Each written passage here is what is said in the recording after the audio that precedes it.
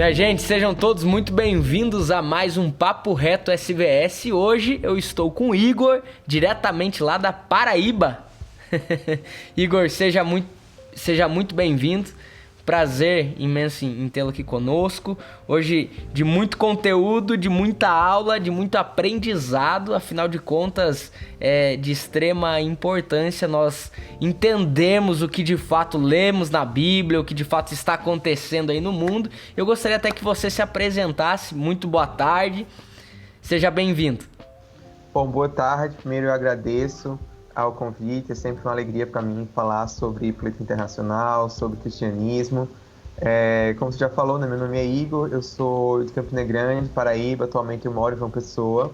Eu sou bacharel e mestre em Relações Internacionais e estou fazendo doutorado em Ciência Política pela Universidade Federal de Pernambuco.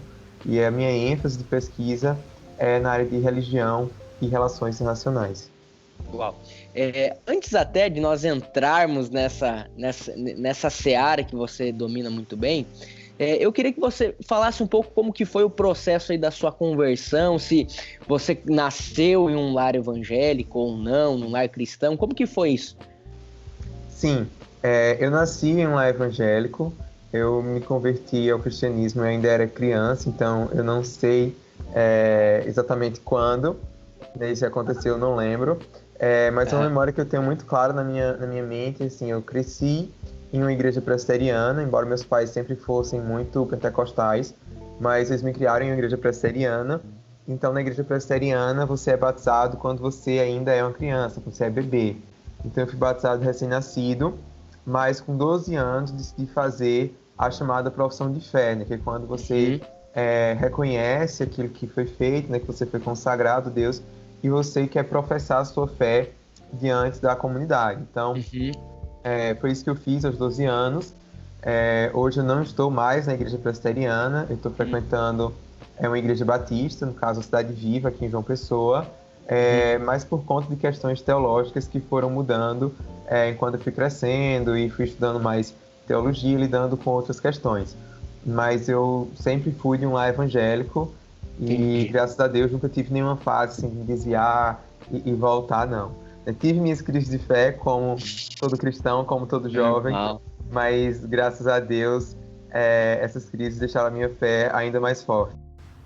Sim, e me diz uma coisa, a gente conversava um pouco antes de começarmos a gravar, e eu falei, eu até fiquei muito feliz e fico muito feliz em saber como você é atuante nesta área da ciência política, né? Da questão do direito internacional, que engloba toda essa parte. E até eu te falei que como é legal ver isso, porque de fato é uma igreja sendo atuante fora das quatro paredes da igreja, certo? Fora do normal, ou melhor, o padrão que nós temos, né? O padrão de um cristão, a pessoa às vezes coloca na figura de um pastor somente dentro da igreja pregando, enfim, púlpito, mas sendo a resposta e sendo agente de transformação no meio. Como que você entendeu que a sua vocação, ela era nessa área? Como que você entendeu que o papai de Deus me chamou de fato para eu levantar essa bandeira e eu ser muito atuante nesse sentido? Essa é uma ótima pergunta, é algo que na verdade faz parte de um processo que eu estou vivendo.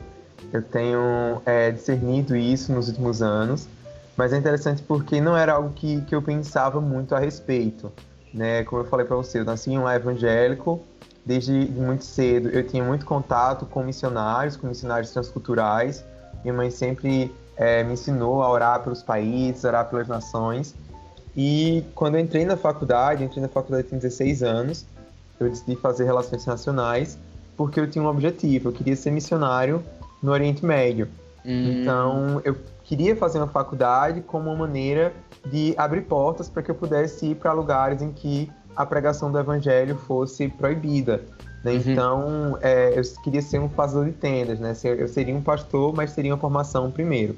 E aí, eu não sabia ao certo o que fazer, porque a gente tem muito isso de que algumas profissões, para você atuar em outro país, você precisa ter validação e tal.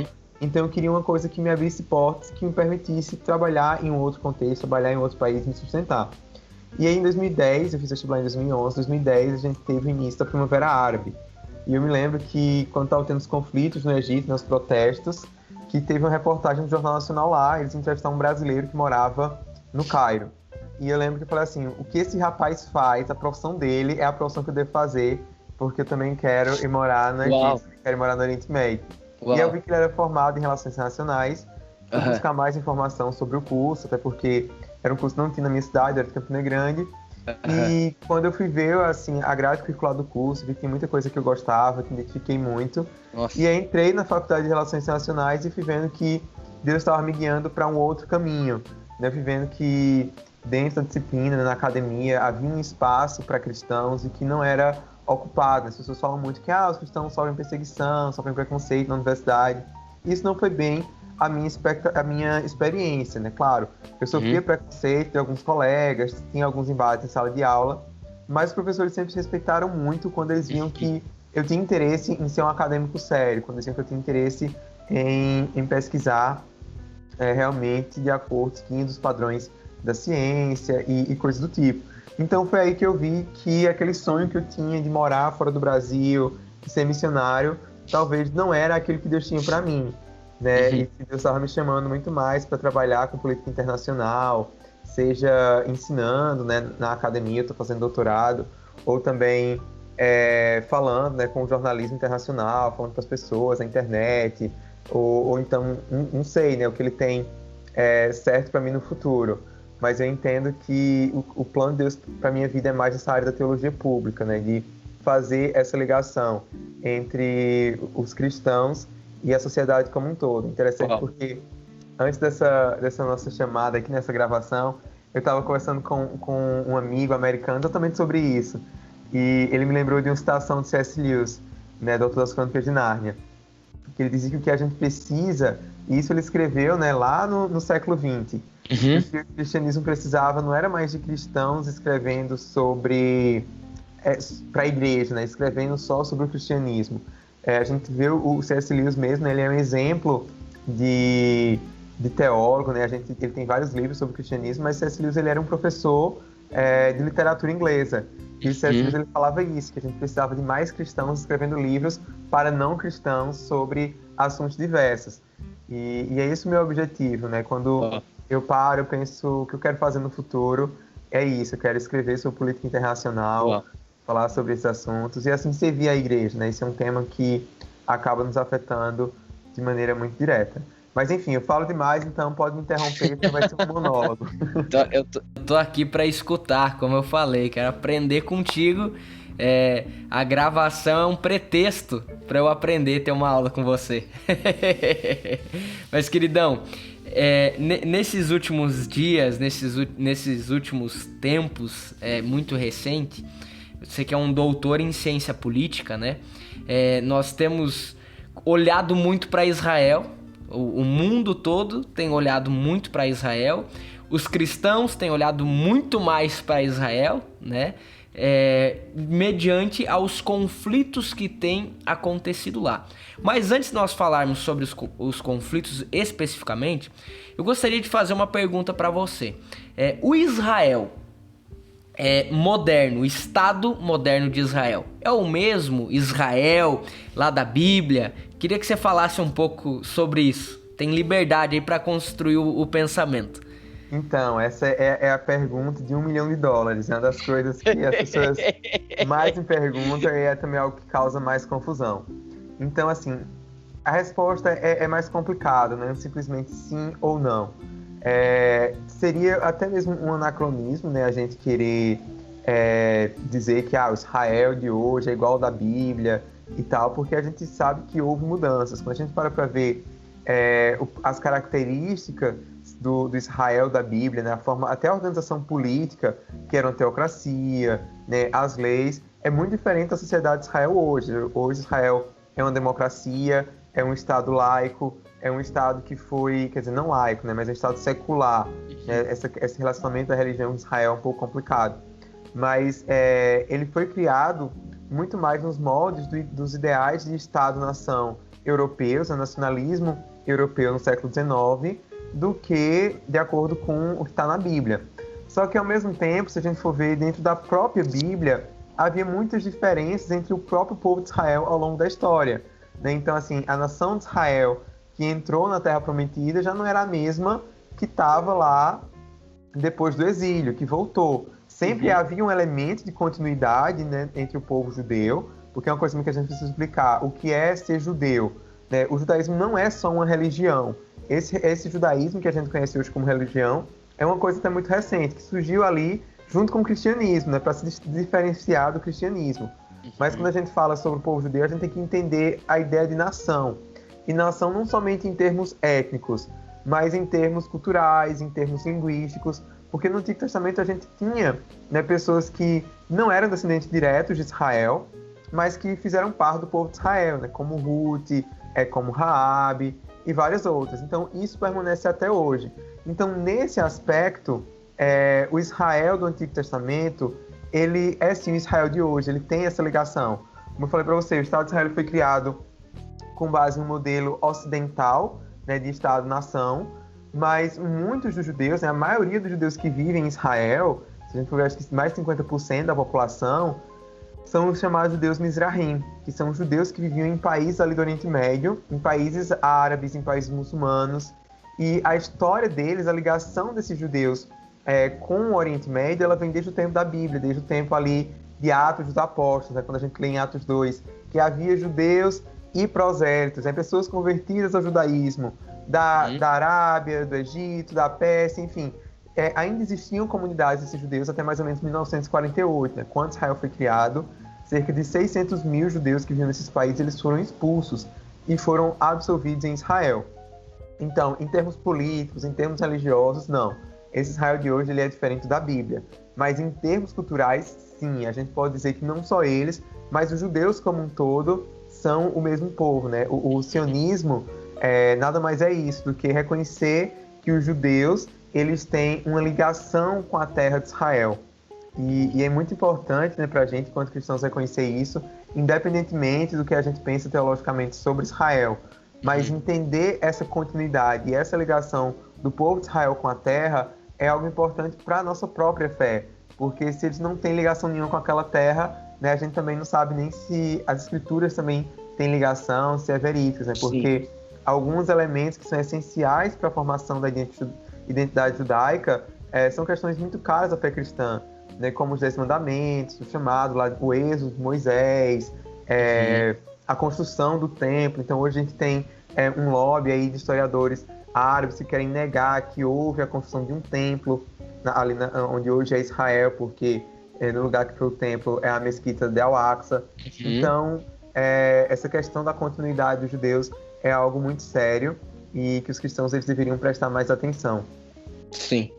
E até nesse sentido, esse movimento todo que nós temos visto, essas tensões, né, entre Israel e Palestina, o povo árabe em si, nesses últimos tempos, vamos pegar isso e olhar para a Bíblia. São sinais dos últimos tempos? Então, ultimamente eu tenho evitado muito falar de escatologia, porque as pessoas, quando falam de Israel, né, quando vê cristãos falando de Israel, eles acham que é todo mundo naquela coisa deixados para trás, que acha que a gente quer que os judeus se convertam logo, porque senão eles vão ser mortos e Jesus vai voltar, e não é basicamente isso, né? Eu acredito que sim, que Israel vai ter um papel muito importante no fim dos tempos. Jesus ele fala que antes dele voltar, 2 sinais, né, que vão ter da sua vinda, vai ser que o evangelho vai ser pregado a todas as nações, a todos os povos, e que ele vai dizer, né, bendito, o povo de Israel vai dizer bendito é o que vem em nome do Senhor, né? Jerusalém vai dizer isso, é o que ele fala em Mateus 23. Então, o que eu acredito é que no futuro, um grande número de judeus vão reconhecer que Jesus é o Messias, não no sentido que eles vão se converter e se tornar cristãos, abandonar o judaísmo, abandonar suas características judaicas, né? Existe muito trauma também entre os judeus quanto a isso, é uma coisa que a gente que é cristão não sabe, mas é que muitos judeus eles foram perseguidos, foram mortos, foram forçados a se converter ao cristianismo, tanto pela Inquisição Católica, quanto por alguns cristãos reformados, né, Martim Lutero. Então, esse é um tópico muito sensível. Mas eu acho que no futuro, sim, muitos judeus vão reconhecer que Jesus ele é o Messias. E eu também acredito que essa volta dos judeus a Israel em 1948, na independência de Israel, é, de certa maneira, um cumprimento parcial de algumas profecias bíblicas, como Ezequiel 37, Jeremias 30, mas é uma coisa que eu não sou categórico, eu não afirmo com certeza de que isso foi o cumprimento de profecia bíblica, ou então esse é o único estado que vai existir antes da vinda de Jesus, né? Sei lá, pode ser que Israel seja destruído pelos países árabes, depois eles voltem outra vez, né? Assim, a gente não sabe o futuro, a gente não tem como prever a história. Eu, sinceramente, espero que isso não aconteça, né? Mas a gente tem aí vários grupos que pregam o genocídio do povo judeu e que pregam a destruição de Israel. Então, e se isso acontecer, né? Foi, afinal, 48 tinha sido cumprimento de profecia bíblica ou não? Então, eu não entro muito nessa questão do fim dos tempos. Eu já entrei muito, já falei muito sobre isso. Tem muita coisa que eu ainda acredito, mas também tem muita coisa que eu não sei. Eu acho que a gente tem bases mais claras para apoiar Israel enquanto cristãos e para tentar entender o próprio conflito, né?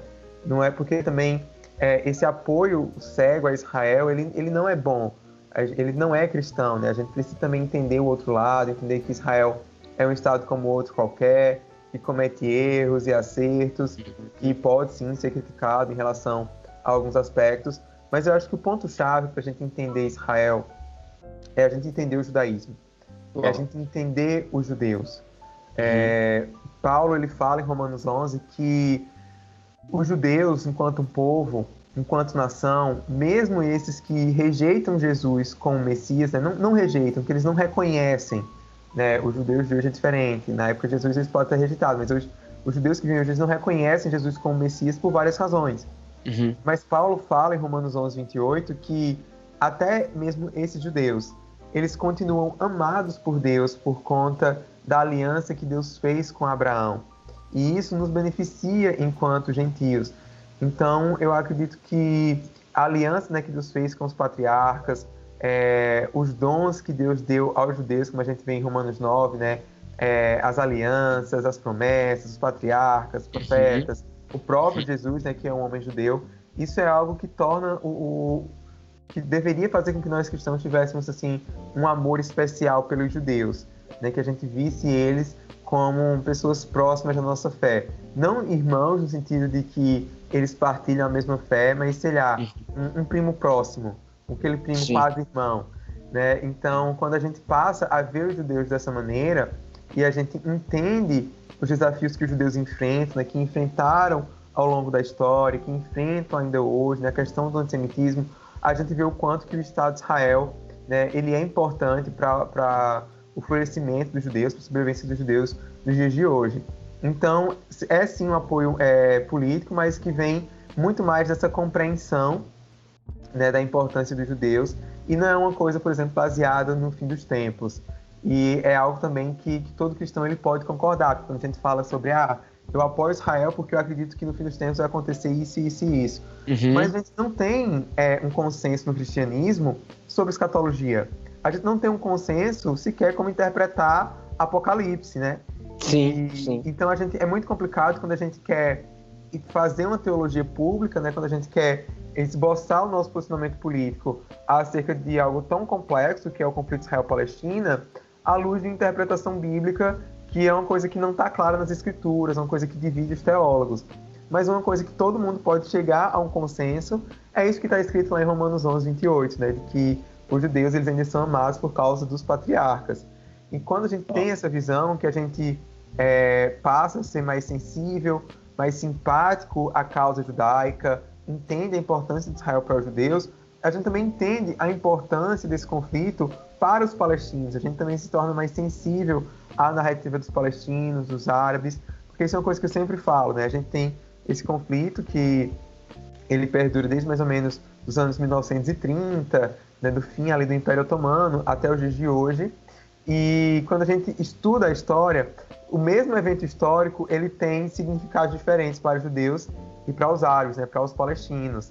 Então não é somente a gente dizer, mas o que aconteceu foi isso.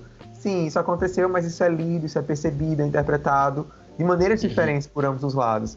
Então é claro que enquanto cristãos a gente tenta ao máximo se ater aos fatos, ao que aconteceu na história, mas a gente não ignora como que esses povos interpretam e entendem esses eventos.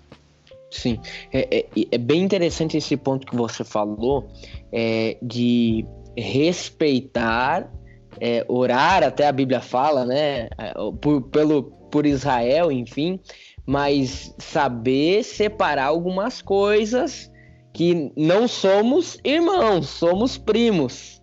Eu acho que isso é muito sério e é um erro muito comum. Né? Muito comum o pessoal idolatrar a cultura judaica, idolatrar o judeu, pelo judeu ser o povo escolhido, né? Você idolatrar, você trazer até mesmo costumes judaicos, que se você for ver aquele costume por ser judaico, é por não acreditar em Jesus e por isso aplicam aqueles rituais muitas vezes para se conectar com Deus, para ser, né? Enfim, eu vejo várias pessoas cometendo vários erros nesse sentido, por de fato não entenderem isso, a diferença entre o irmão e o primo. Isso, tem uma questão que você mencionou, né, que assim, do mesmo jeito que nós temos o Novo Testamento enquanto cristãos para interpretar o Antigo Testamento, os judeus eles também têm os seus escritos, né, o Talmud, tem outras fontes para interpretar o Antigo Testamento. E então a gente tem em comum o Antigo Testamento, mas a gente tem maneiras de interpretar que são diferentes, que faz com que a gente se divida um pouco. Mas a gente continua tendo aquelas raízes ainda que são comuns, né? E é muito importante isso, a gente não querer fazer apropriação cultural do povo judeu. Eu noto que isso acontece muito em reação também a esses anos de antijudaísmo, de antissemitismo cristão, né, que foi muito presente na cristandade. Então as pessoas, para evitar esse erro, acabam indo para outro extremo, né, cometendo um outro erro. E isso é uma coisa assim, que não tem base nem bíblica. Deus sempre escolheu Israel, né, desde o início. O propósito era para que todas as nações fossem abençoadas. Então, embora Israel tenha alguns privilégios, né, que Deus deu, como a lista lá de Romanos 9, mas existem bênçãos espirituais que foram prometidas a Israel para serem entregues a todos os povos. Então, eu não preciso querer ter o lugar de Israel, né? Eu não preciso querer ser Israel para honrar o chamado de Deus para esse povo. Pelo contrário, eu honro o chamado de Deus a Israel quando eu vivo a minha identidade enquanto cristão brasileiro, né? Eu estou recebendo as bênçãos espirituais que foram prometidas a Israel. Então, é muito importante a gente evitar esses dois erros, né?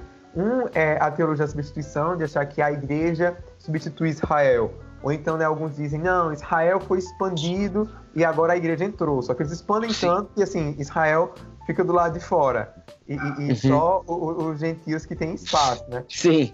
Por outro lado, a gente também não pode cair nesse erro de que acaba também querendo ser um tipo de substituição, né? De querer ser igual a eles para poder ter as como se fosse um padrão perfeito, né? Isso. Eu acho que isso é muito perigoso, muito problemático. E eu acho que a causa desses dois erros é exatamente essa falta de contato com os judeus, né? De diálogo mesmo com os nossos primos, por assim dizer.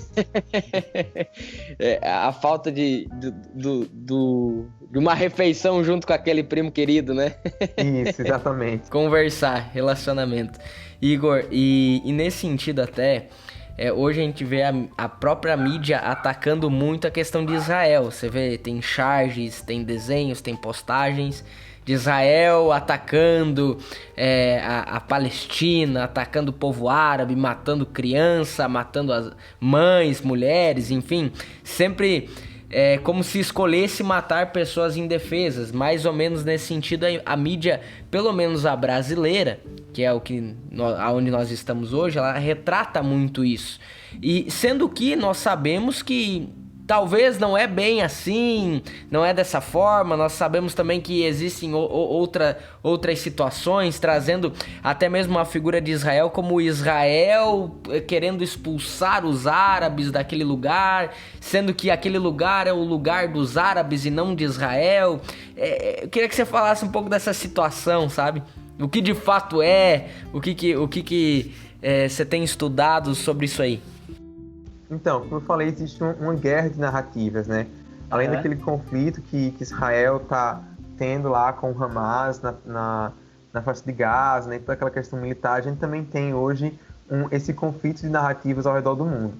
E eu acredito que é pelo fato de que esse é um conflito muito antigo, né, um conflito que já dura aí mais de 70 anos, então as pessoas meio que já têm uma opinião prévia, uma opinião formada sobre ele, e nessa época em que a gente vive de polarização política, acaba que isso se torna muito divisível. Então, assim, quem é de direita apoia Israel e sempre vai apoiar Israel. Quem é de esquerda vai ficar contra Israel, porque Israel é o Estado opressor, porque Israel está lá, é imperialista. E as coisas, elas são muito mais complicadas. A gente não pode pegar as nossas questões, nossos problemas, nossas visões políticas aqui do Ocidente e querer empurrar nesse conflito que dura já 70 anos. Né? Eu acho que isso é muito complicado. Então, com relação à mídia, a gente tem isso, tem realmente esse viés. No caso da mídia brasileira, eu noto que é muito mais uma questão de falta de preparo. Nós não temos muitos correspondentes internacionais aqui no Brasil. Então, a maioria das matérias que a gente tem sobre política internacional são traduções do inglês. E aí tem, sim, questões bem problemáticas na cobertura da mídia no Oriente Médio, no conflito Israel-Palestina. Mas só para explicar o que está acontecendo. Eu acho que a gente precisa ter um panorama geral, né, de como que o conflito chegou a isso. Os judeus e os árabes, eles sempre viviam ali naquele território, né, na época do Império Otomano, né, só para contextualizar. Quando tem, né, a morte de Jesus, a ressurreição, em 70 depois de Cristo, o templo é destruído, os judeus eles são espalhados pelo mundo, mas alguns judeus continuam vivendo ali em Jerusalém. Depois daquele território, ele vai fazer parte do Império Otomano, né? Os muçulmanos, turcos, eles vão controlar ali grande parte do Oriente Médio, Norte da África, um pedaço da Europa. E aí, nesse período, a gente vai ter, no final ali do século XIX, o movimento sionista na Europa, por conta do aumento do antissemitismo, e muitos judeus eles começam a voltar à Palestina para se reencontrar, né, com as comunidades judaicas que já viviam lá, comprar terras, e realmente pensar na ideia de um dia transformar aquilo em um Estado. Essa migração, né, vai aumentando à medida que o antissemitismo aumenta na Europa, e a chegada desses judeus lá vai começar a gerar conflitos com a população árabe, porque vai despertar também um nacionalismo árabe que não era tão forte ainda. E aí a gente vai ter a Primeira Guerra Mundial, o Império Otomano entra na guerra. Quando o Império Otomano ele perde a guerra, a França e a Inglaterra elas vão dividir aquelas regiões, aqueles territórios.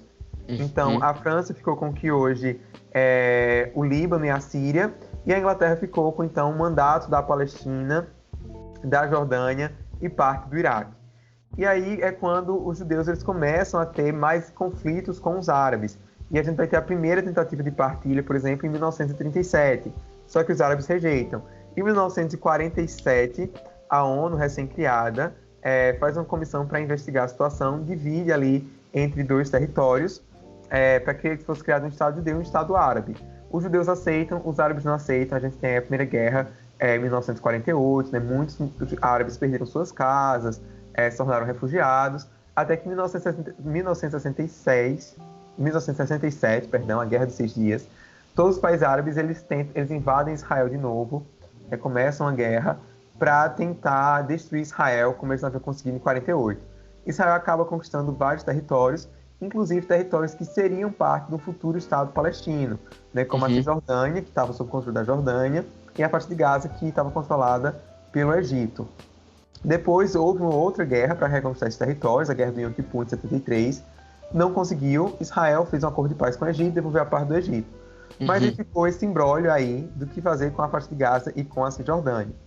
E aí quando surge a Organização para a Libertação Palestina, vários atentados terroristas contra Israel, né, contra os judeus, israelenses ao redor do mundo, até que em 1993, 1995, tem os acordos de Oslo. Israel reconhece a autoridade palestina como sendo um representante legítimo do povo palestino. Em 2000, a gente tem uma tentativa de paz que foi rejeitada, né, que poderia ter, sim, realmente posto um fim ao conflito. Não aconteceu.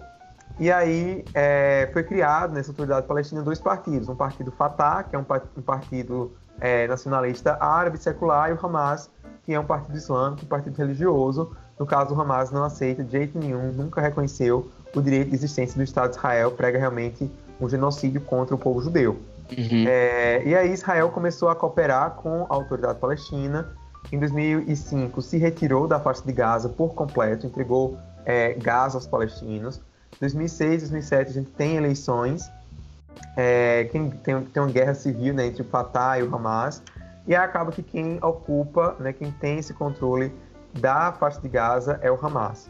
Uhum. Então, na Cisjordânia, que é lá do outro lado, assim, tem uma divisão territorial. Israel mantém boas relações com a autoridade palestina, consegue cooperar, é quase que um Estado, né? Inclusive tem vários países, exemplo do Brasil, que reconhece como sendo um Estado palestino. Então só isso já mostra que não existe um apartheid em Israel, né? O máximo que existia seria uma situação de ocupação militar, se bem que é muito mais complicado do que isso, mas que não necessariamente é uma situação imoral e legítima no direito internacional, é o que é previsto pela lei internacional. Só que em Gaza quem controla é o Hamas, e o Hamas ele fica lançando mísseis, né, contra Israel, já de tempo em tempo arranja pretexto para atacar Israel.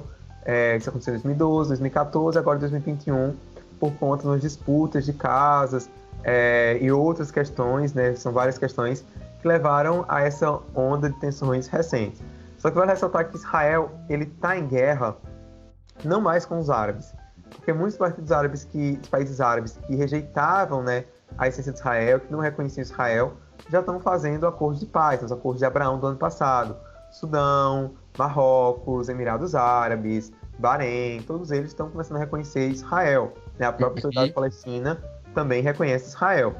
Então essa é uma guerra entre Israel e o Hamas, entre o grupo terrorista que ocupa a faixa de Gaza. Houve perda de civis, né? Houve mortes nesse último conflito? Sim, infelizmente, morreram cerca de 200 pessoas, dentre elas 63 crianças, né?